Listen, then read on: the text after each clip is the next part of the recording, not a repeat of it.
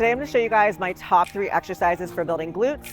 These are 3 moves that I do regularly every single week. I've been doing these moves for the last few years and I've seen significant growth and improvements in my lower half in general, but also specifically for the glutes. So I'm going to walk you guys through the technique, the form, and some coaching cues that might help you perform these. And I hope you guys can incorporate these into your future workouts and see some growth as well. All right, so what we're doing here is a front foot elevated reverse lunge, and I'm using the Smith machine. One of the reasons I prefer to do these on a Smith machine is because it takes stability out of it a bit. You can really focus on getting your foot into the best position to target your glutes and also not worry about balancing weight in your hands or on your shoulders. You can just really focus on isolating that muscle. So this is the #1 choice. If you didn't have a machine, if you're working out from home, of course you could just use dumbbells, but if you want to get your foot elevated, you can see here, I would say at least 4 inches off the ground. You want to be able to step back and lower down so that your knee goes below your front foot. So your back knee, when you lower down, you do want to try to get as close to the floor, if not tap the floor. What that's going to do is allow you to get a deeper stretch in the working leg. The longer that you can lengthen the muscle that you are working, the more hypertrophy gains that you're going to get. So you really want to get a good long stretch in that muscle. And then from the bottom position, you want to pause for a second and really just let the glutes kind of absorb the load of the weight. From that position, you don't want to bounce out of the low part of the rep. The goal is to put as much mechanical tension or stress on that muscle to force it to adapt and grow. So lower down below where that front foot is. So extra stretch in the glutes, pause for a second at the bottom, and then you're going to push through that front foot as hard as you can to lift your body up. You want to avoid pushing off that back foot.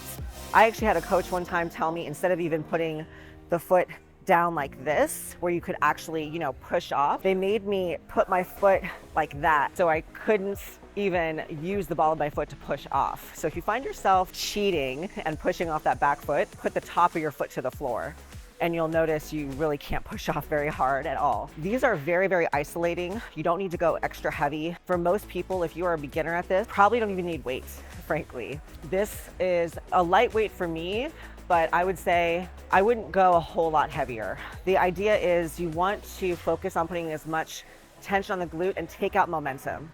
If you feel like you're able to add a ton of weight and you're doing a ton of reps, I would record yourself and look and see how fast you are actually moving. So again, I focus on about a 2 to 3 second lowering, 1 second pause at the bottom, and then push up nice and controlled, squeezing the glute, squeezing all through underneath here, and coming up to standing.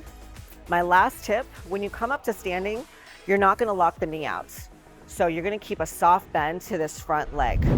All right, so exercise #2 is going to be an RDL. I'm going to use a barbell in this case, but of course you can use dumbbells, it's totally fine. I love this exercise because it really does allow you to get a really good deep stretch and lengthening to the glutes.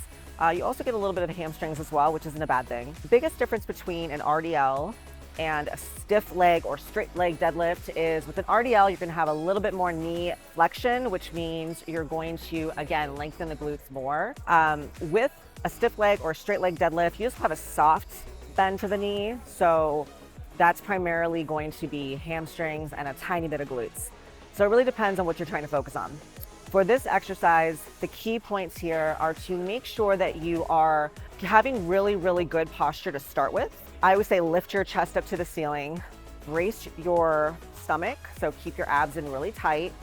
And then you want to keep the barbell as close to your body as possible as you lower down. So I always say scrape your knees to your thighs.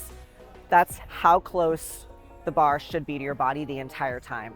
So right to your center line. And I actually try to bring the barbell to my ankle. So as you lower down, you have a soft bend to the knees. Once you have enough knee bend, you don't bend anymore. It doesn't become a squat. So you have to be careful to not turn it into a squat at the very end. Another key point is you want to initiate the move by shifting the hips backwards first. Don't worry about lowering down. That will happen on its own as you shift the hips back. So you're gonna shift the hips back as far as you can, like you're trying to hit the wall behind you, and then let the body naturally bend forward nice and slow and controlled.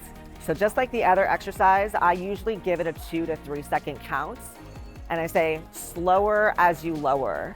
So as you approach the floor, it should be like you're approaching a stop sign. Okay, so as you approach the stop sign, you shouldn't be speeding up, you should be slowing down. It's the opposite of what most people do, right? They start to get closer to the floor, they speed up, and then bounce out of the rep. You're not gonna do that. If you wanna get the best hypertrophy growth, you wanna take it nice and slow. Once you're in that lengthened position, you wanna pause for a second at the bottom, and then you're gonna squeeze your glutes and your hamstrings and thrust the hips a little bit forward. Not a full hip thruster, but like move the hips forward to lift up rather than pulling up. I'm gonna go ahead, I'm using 135. This is sort of a moderate weight for me. Again, weight selection is totally dependent on your abilities and making sure that you perform this correctly first. Once you know that you're using the right tempo and you've got the movement down, then you can start adding weights. I see a lot of women who actually do have the form down and then they stay with 60 pounds or 70 pounds. They don't even realize that they're capable of so much more. So I say a good weight to be aiming for with these would be your body weights for 20 reps. You can get up to your body weight in 20 reps. That is a solid amount of weight to be lifting, and you'll definitely see some growth in that area. All right, so I do recommend, again, if you were going to be starting to lift heavy with this, I do recommend getting lifting straps. I use Versa grips usually. I didn't bring them today, but I'm gonna show you guys what to do if you don't have lifting straps. I like to do a switch grip. So I'm a lefty, so my left hand will go up and this hand will be underneath. But if you're a righty, it'll go that way. And you wanna grab the bar just outside your thighs. So it's gonna be right there. Not too wide, not too narrow. You wanna be right outside your knees.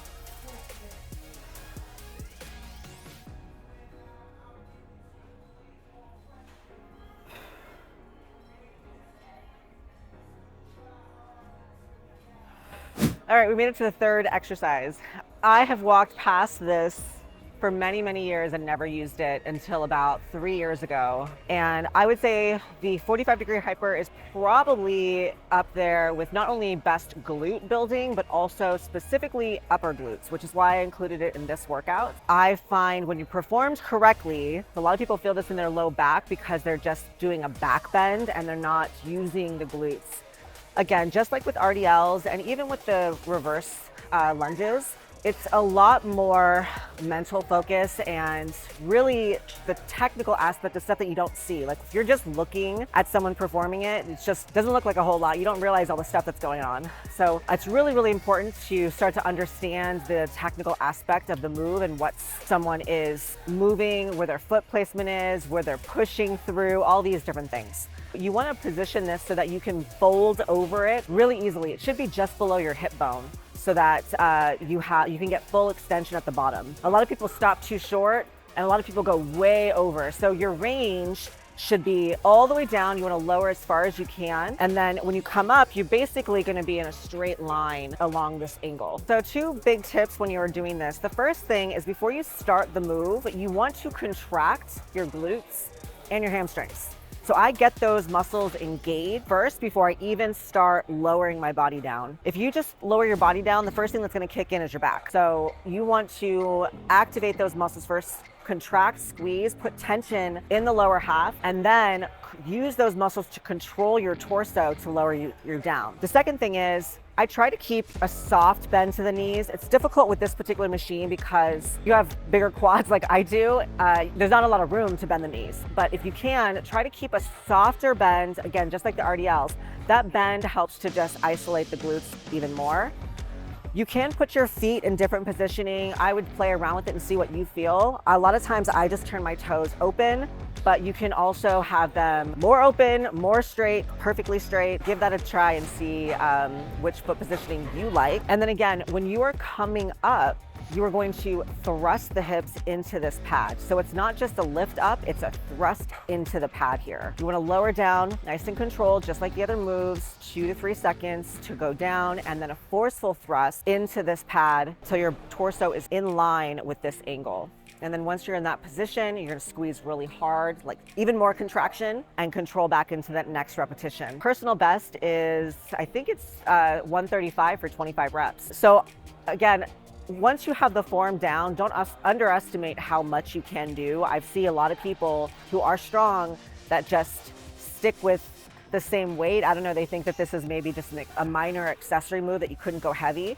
But if you are truly using your glutes can do a lot. A limiting factor for me with this, of course, is how much weight can you hold with your upper body to perform this. I know there are some other machines out there that are cable machine, which we don't have.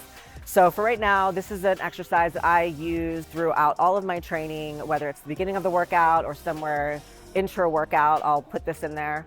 And I do try to push myself as heavy as I can, depending on my strength that day. Okay, so the last tip with these is also to make sure if you're feeling it in your lower back, stop for a second, pretend that somebody sort of punched you right here in the chest, and it's kind of making you curve your back. So rounded upper back. You're gonna round the back, keep it rounded the entire time. So as you lower and as you come up, the upper back stays rounded. In that position, you'll really feel the upper glutes kick in. You really shouldn't feel any low back at all. Again, start with body weight. Make sure you got the rhythm and the form down, and then add 10 pounds, 20 pounds. You can use a band, you can use a dumbbell, anything that will add a little bit of resistance, but start with the body weight first and then work your way up to adding weight. Make sure you have the form down first. All right, so those are my top 3 exercises that I've been doing literally every single week for the last 2 years that have helped me build my glutes. As you saw, it does not include any hip thrusting. Now there is quite a debate about what is the best glute exercise, squats or hip thrusters or something else. I wanted to share with you guys what's worked really well for me. I'm a big believer that the #1 exercise to build any muscle group is usually the one that you perform most proficiently with the least amount of pain, can recover from quickly, and progress over time. For you, it could be squats, it could be hip thrusters, it could be one of the exercises that I've done in this video, but it really just depends on your capabilities and what you do consistently. So if you guys have any questions on this video, on any of the exercises that I've done here, please comment below. Let me know what else you want to see, and I'll see you guys next time.